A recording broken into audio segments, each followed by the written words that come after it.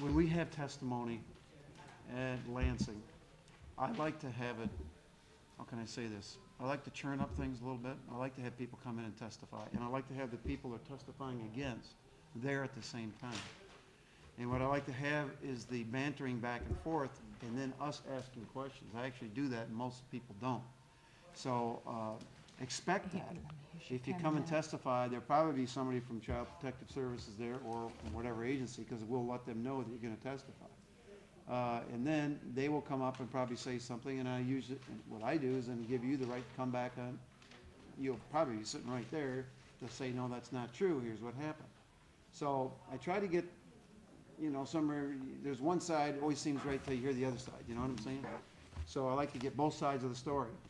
And then my goal is to try to tighten things up in Child Protective Services, obviously. I've heard a lot of complaints. I had some friends of my own. I'll give you my story. I got several, but it's a good friend of mine who was eating in Allegan, and his little 2 or 3-year-old kid started throwing forks and food, took him out in the car, spanked him.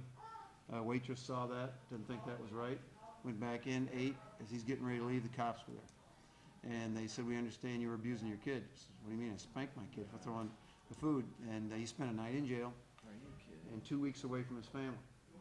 And when they came in and checked his house, they said, well, you have guns.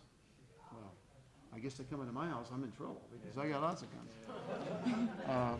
And he is scared to death to this day of our own government because he was spent a night in jail, and then they brought their kid to a doctor, his doctor.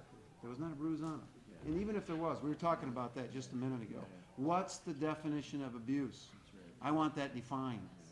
It has to be defined in law because, like my daughter, I asked the question just 2 weeks ago in D.H.S. I says, okay, let me ask you this.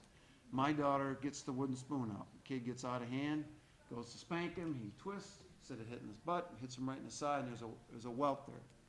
There's a red welt. He goes to school and tells the teacher, look what my mom did. Is she in trouble? Oh yeah, she's in trouble. I said, that's amazing. I'd be in trouble, my dad would be in trouble, everybody I know would be in trouble. So I said, this has got to change. I mean, there's got to be some definitions of what abuse is and what isn't.